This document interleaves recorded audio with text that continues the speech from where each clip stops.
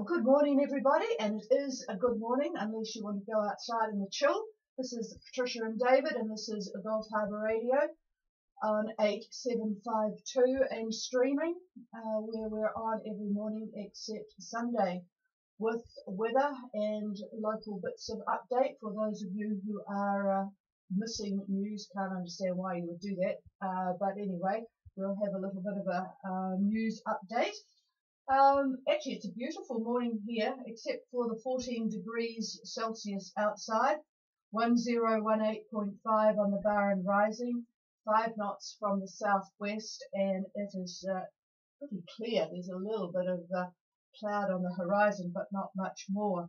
And pretty much the same, actually, up there from Trigger reported at about 30 and 175, and they've got south-southwest 10 and pretty clear skies as well.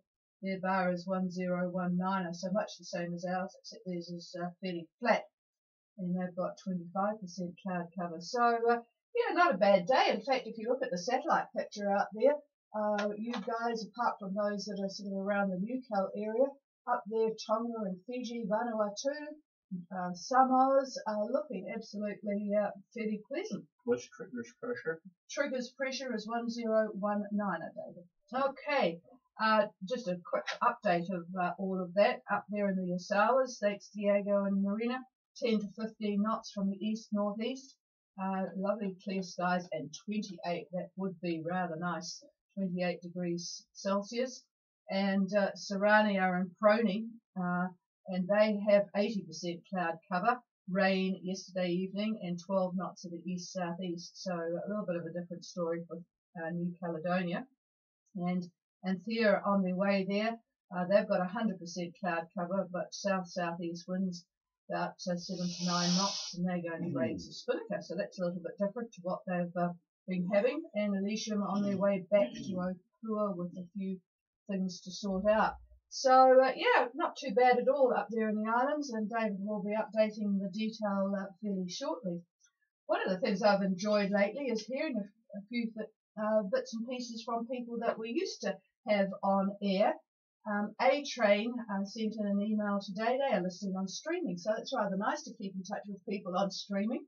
A-Train was sold, of course. It's got a new name now. But they are, they sent pictures of their new mobile vehicle, which is a land-based vehicle, huge, beautiful bus, which I'm sure they're going to use to go south for the winter from where they are up there in British Columbia. But lovely to hear from Brennan Russ.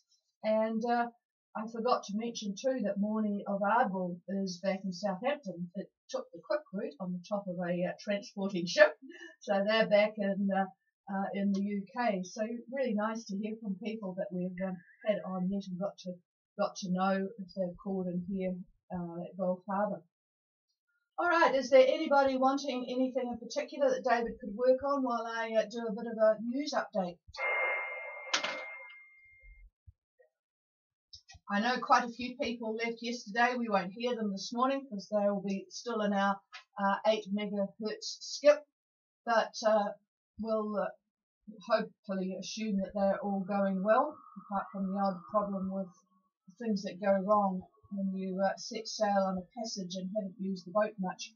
All right, let's have a look at what the news is. South Korea is trying to resurrect the talks between President Trump and Kim Jong-un that seem to be floundering at the moment. It's a bit like the Middle East of a few years ago when we had Arafat and whoever was in charge of Israel at the time having their little spats and all the work that would go into meetings, and then they'd throw a wobbly and it would all be off again. So yeah, it's sort of a bit the same. And then prior to that, it was of course the Irish Troubles. So it probably keeps the newspapers going. All right. One of the things that was of interest to me this morning was the fact that they are now finding that the fluorocarbons in the atmosphere have risen again, and they are now back to where they were 20 years ago. I remember being in Europe at the time when they banned them, and well, we had a little bit of trouble trying to replace the stuff. We had a leaky problem with our refrigeration. But evidently they're now finding CFC-11 which is used in foam and degreasers and refrigeration products and so on. And way back in 2006, there was virtually zero production that was known about, but now there's about 13,000 tons, they estimate, being released into the atmosphere. And needless to say, it appears to be coming from China, Mongolia, and the Koreas. So there's obviously a lot of illegal production somewhere. So it stays in the atmosphere for about 50 years. So we're really not making too much progress on the old CFCs in the atmosphere. It is, of course, important to New Zealand because of its effect on the ozone layer and the gaps that we get. All right, talking about now tourism. Interesting moves from Amsterdam. They are making a better place for their inhabitants. They've decided that it has just got too Disney-fied in Amsterdam. They have 18 million tourists a year there. So they have now taken steps to make it a better place for their residents rather than the tourists.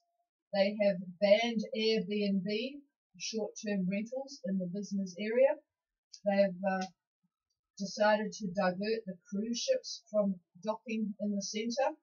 They've had a crackdown on things like sedgeways and boozy river trips and beer bikes and the like. And they have raised the tourist tax to 7% on anything related to tourist activity in Amsterdam. And this seems to be a trend worldwide. David and I went down to the South Island on a road trip this year, and honestly, you know, there's not too many people in the South Island, but boy, has tourism taken over, and places like the whole Cromwell Basin in Queenstown were totally unrecognisable to me from about 25 years ago. I used to live in Queenstown, and it is now not a place you want to visit. So I think it's time probably New Zealand took some of these sorts of steps as well. It's a lot of places in Europe have decided to start this process. In Barcelona, they have stopped any new tourist hotels. In Mallorca, there's no private rentals now of flats and the like. It's not just Europe. In Bhutan, they have stopped any backpacker tourism. Everybody has to have a guide, and there is a daily levy. It's quite high, about $90 New Zealand, which goes to people things like health and education. So they are really restricting tourism to sort of the high-end tourism. However, if you want to go to somewhere and relax, you can go to the Chatham Islands. It's all good there. David was saying there's a sign at the airport he read this morning, maximum parking at Chatham Islands Airport, 1 month. So you don't have to worry about the cost in the Chatham Islands. And finally, it was interesting to read there is a new bridge that has just opened up from the Crimea to Russia. It's 20 kilometres long, amazing bridge.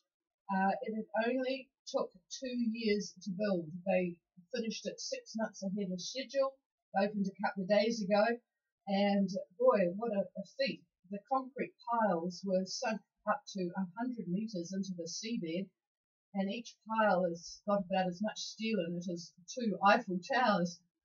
It can withstand a force 5 to 6 hurricane and an earthquake of up to 9.8 on the Richter scale, and of course ships can pass underneath it. And there is a bridge beside it, almost, well, it's got probably up to a year to go for a rail bridge as well. We're just green with envy here because New Zealand is, for those that have visited, around the area, it's the land of cones. You know, when we start a project on a road, for example, it is probably a project that starts when the builders have their first child, and it will finish when the child has finished university. It's a sort of a long-term project doing anything in New Zealand, and we just can't understand why things can't be a little quicker. They have this sort of building speed in China as well, and in fact, they have just got permission in Auckland to bring over a couple of hundred Chinese workers to do a hotel, which they're desperately needing more hotel accommodation in Auckland, so that we can even add to the congestion on the roads. But anyway, they've brought in a couple of hundred Chinese workers. Frankly, they seem to would be much better advised to bring about 1,000 Chinese workers and get all the roadworks finished in a shorter time than what we've got planned at the moment. But anyway, we'll struggle on here, and we certainly don't need to get on the road to talk to you guys every morning at this time. Okay, is there anybody with any question or comment or whatever? Please call. And it sounds like it's much the same conditions in Whangarei as it is here. 2 knots of northwest wind and 1018.5. Boy, it's not going to be much wind around today then. Our barometers are all pretty much reading the same thing. So there is a question that has come in from Trigger. I wonder, David, if you could handle that before the weather. They're on their way to Suva. Like they could do with a bit more easting. I don't know why they're way over at 30 degrees south of 175 east. But anyway, we'll comment on that particular one and then go on to the weather unless there's anything else anybody wants. So just do another call and then we'll get out to the weather. I presume we're getting out to somebody. You never know. It's a silent listening audience out there. So I'll pass the microphone and we will talk to Trigger first and then go on to the weather. Well, Trigger being, well, good morning to begin with, and addressing this question, Trigger is at 30 and 175, and they're concerned about this frontal band. I'll be talking about that in a minute. This coming weekend will be quite evident. Actually, it's evident now. It's going to hang around to them as well. And they want to know if they should get some easting in to get to Suva. I think that's the question. And the answer would be yes, you do, because on the other side, the northern side of this frontal band, the winds are going to be essentially easterly and possibly even a little bit further north than that. Right after the band itself, there could even be northeast winds before you finally get to the easterly. So it would pay to start moseying over east a bit. Most people that go, the old hands that are going to Fiji or Tonga, most of them almost automatically get easterly, and just over the years it's proven that that's generally the way to go. And the reasons for that are, well, there are numerous reasons. You get east to southeast trades, and if you're trying to do run line easterlies, it gets a bit sporty. And just overall, it just pays to do that. Now, there are occasions when you go the other way. You actually put some westerly in, but percentage-wise, it's best to get your easterly in. So, yep, that's certainly what we would do, Chameleon would do, and that frontal band will be there. So, again, good morning. And for today, we're going to, I think, forego the usual detailed upper analysis. No cheering, please. But we'll get onto that in detail next week. But not a whole lot has changed, and I'll be touching base a little bit on it. So we'll focus on the synoptic surface charts, and we have a reason for that is we've got quite a few yachts that are on passage now. A bunch left yesterday, and some are leaving today. And they're going to be traversing quite an active Southwest Pacific. You'll remember yesterday we talked about all of those fronts and troughs crossing New Zealand and whatnot. Well, they continue on into the passage routes and just a lot of activity. So you'll remember the upper 500 ridge that's well off to the east. Well, that's still alive and well, and it continues to maintain a 1025 high that's south of French Polynesia. Now, you may wonder why we care about a high that far east. Well, we do because flow from the northern half of that high pushes west toward Tonga, Fiji, and Vanuatu. So that's bringing quite warm and moist air in the upper reaches, if you will, of the passage routes. And so when they conflict with cooler air further to the south, and when we get our activity. So the second upper ridge is over Australia, and that's pushing a surface ridge to the east over the upper Tasman. Now, again, these are two opposing flows. So we've got a ridge to the east and a ridge to the west, and they meet roughly around the date line in 170 west, and they are creating troughs. In fact, projected to have 3 active troughs. One will head up to near Tonga, another one between Fiji and Vanuatu, and the third one pretty much over Newcastle now, but trying to get to Vanuatu. And this last one cuts the cruising route as you head northward. And that is the one that Trigger is going to be involved with as they head north. Now, the shortwave 500 trough continues to support a barrage of fronts and troughs near and over New Zealand. By midnight tonight, a warm front approaches, it approaches 90 Mile Beach, and it's followed by a prefrontal trough and then a cold front. So that's all going to be happening later today. Now, yachts that left yesterday and those today that are going will find westerly quadrant winds between 35 south and 30 south. So in that 5-degree band westerly. So that's a pretty good wind direction. Now these winds will continue, believe it or not, right through Monday the 21st. So it's an opportunity to make some hay as you head north.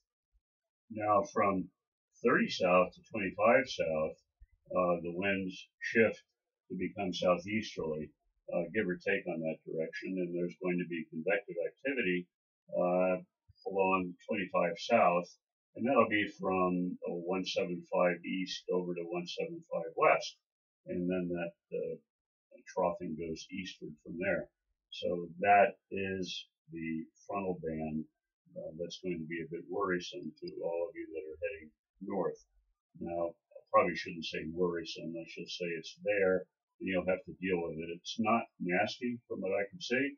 It's not an extremely active cold front where you're going to have tremendous winds and high seas, but it's going to be annoying. You will have your squalls, and squalls will easily give you your 30 and 35 knots, but that's only briefly. Now, those that are essentially where Thursday, you should be pretty much near this area, maybe before that. Now, yeah, the people that left are leaving. Probably the people that left yesterday. They won't hear you. Will not hear us, of course, as Trish just said. But for the rest of you, those are the folks that are going to be involved in this funnel band. Okay, by Tuesday of next week now, that band is going to run pretty much from the loyalties to the date line. So you could draw a little line there. And the winds at 20 south, and you should be up there by then, the ones that left yesterday anyhow, should be southeast, give or take. So that's not bad at all. Tonga may have a trough overhead at that time, and there is another band of activity that may be approaching Fiji at that time as well. And those of you that are going the other way toward Newcastle, Anisham, and so forth should have southeasterlies. And again, everybody should be in by next Wednesday or Thursday of next week. So those are the ones that left yesterday and are going today. You should be there by then. Okay, the next window, we've been asked about that time and time again, possibly Wednesday of next week. Now, we talked about Monday, and I wasn't particularly excited about Monday because of the troughing that's going to be over New Zealand. So it looks to me like Wednesday of next week, which is the 23rd. Now, our Australian high at that point, that's the blocking high that's been in the bite for so long, that is still going to be there at 1031 millibar, but it's extending a ridge to New Zealand. Now, like I say, a trough may roll over New Zealand. Well, this actually will be a second trough on Friday I think that's the 25th. So those of you that leave on the 23rd will be quite a ways north by the 25th. However, the winds near 30 south will be westerly quadrant. So if you leave on your Wednesday and you're heading up towards 30 south, again, it takes about 2.5 days, maybe 3 days. You'll still have your westerly, so that'll be pretty good. Now, by the following Wednesday, in other words, a week from then, which puts it 30 May, the high, that's near stationary high, blocking high, is finally moving. And it should be in the mid-Tasman by that point in time. And it will provide southeast trades to the island. So that's very good news if that actually happens. So the 23rd might be the next reasonable chance to leave New Zealand. So we'll see about that. So that's Wednesday next week, 23rd. All right, looking now at imagery this morning, I have seen a quasi-stationary front over Raoul. That's running northwest to New Caledonia, and then it goes on to the Louisiades. Now another band, actually a trough, lies just north of Raoul, but this one heads off to Vanuatu, not quite involving Vanuatu yet. That's the direction it's going. And yet another trough is running from Solomons to Tuvalu. This is almost like a broken record, isn't it? Solomons to Tuvalu, then on to Tokelau. Then it makes a hard right, and it works its way down to the southern Cooks, where there is and will be quite a bit of convective activity. Presently there is, and there'll continue to be for a while. Now we do have one yacht on the way to Rarotonga, which is currently sitting under this mess. So hopefully by the time they get to that point, it should clear up a little bit, but we'll have to wait and see on that. Looking at Tonga today, imagery shows scattered clouds up and down the group. Not a lot of cloud, but they're there. And that's from the trough to the southwest. And that's edging its way toward Tonga Tapu, but it's not there yet. So winds today, mainly southeast. I think they'll be in the 15 knot range, and I would say pretty much the same for tomorrow. Over to Fiji, briefly, they're on the receiving end of cloud from the trough to its southwest. Clusters of cloud that are moving southwest to northeast, but are quite broken this morning over Fiji. So you could expect winds east to southeast, I think, in the 15 knot range. Lighter air near Muscat Cove, kind of in a wind shadow part of the world there. Winds should pick up a bit tomorrow overall for Fiji. Still light to moderate, nothing major, no wind warnings for Fiji.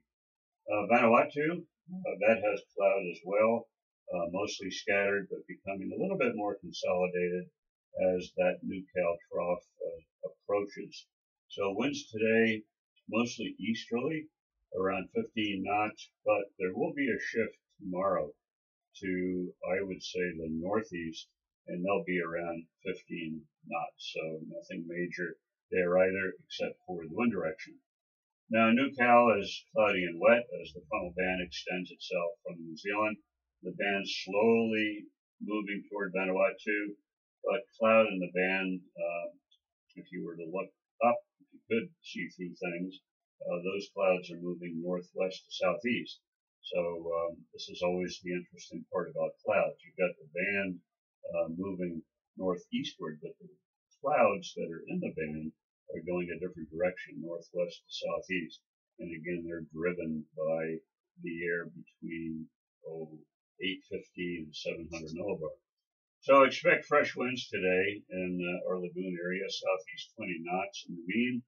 And I say Noumea and northward, if you're poking your head out and wanting to go north a little bit, I believe you'll be looking at about 25 knots, so not very pleasant at all. And that's about it. Just looking at the Opua area back here, For those of you that are still sitting in Opua, tomorrow the forecast is northwest 25 knots. Sunday westerly 15. Monday westerlies around 25. So again, Monday was the day that I didn't particularly care for about leaving. Wednesday seems to be the ticket for now. So that's all I've got. Tomorrow will be just as you know, we're abbreviating Saturdays now. So we'll just give a quick rundown Saturday to see what's changed for that possible Wednesday departure. We'll touch base on that. And anybody with questions or comments, come now, and I'll pass it over to the chief. Yeah, I forgot to mention to everybody that Surreal 2, Pizzazz and Taranui all arrived in Ryva Bay yesterday, all anchored reasonably within distance of each other, watching the crashing surf on the reef. It's an absolutely beautiful spot, Ryva Bay, with the crag. It's sort of like Bora Bora, but with no tourism and very few people. It's a gorgeous spot. They've did all those boats fairly rapidly, as you could imagine. I think it was 14 days or something like that of bashing to get there. So they've all got a bit of work to do to recuperate with the boat, but all good. No, it was 11 days. 11 days, I think Surreal said. So that's pretty good. That's very good. Okay. And another comment too, I keep forgetting to mention, Whistler commenting how good the resort there at Cousteau Resort. There is some quite nice diving you can find yourself, but they've been diving with the resort and getting really good help and good dives with them. It's all going really well. It's always nice to know when we were diving over there, the resort hadn't long been there and they didn't really relate to cruises very much, but it's very different now based on what they're saying. Very helpful, and of course when you go with professional folk, they know where all the good diving is, so it's always quite good to do a dive with people that know the area. Alright, I don't think there's anything more that we've got here, unless there's any questions. I better just check the here. Wednesday sounds like a plan. Yes, that's right, Wave. Yeah, I think the second time round will probably be much better than the first time round. All right, folks, enjoy the beautiful day. It sounds like it's the same all through the North Island here, so a little bit better than what we've had. The weather map still looks a bit grim, but it's nice to have a few less fronts and troughs on it than we've had. So have a good day, everybody. I'll just do one final call in case there's anybody wants anything. Anyone for Gold Harbour Radio? No, back to the newspaper and coffee. New Zealand had their budget. We have this sort of formal budget every year that the man in charge or the person in charge of our finances gets up and gives a lot of money away and then tells us how they're going to pay for it, hopefully. So the paper is full of that today, so we'll try and work out what it means to the folks at large and us in specific general terms. How's that one for a specific general terms? They're going to change their mind anyway. Yeah, they probably are. All right, folks, have a good day. The frequency's all yours.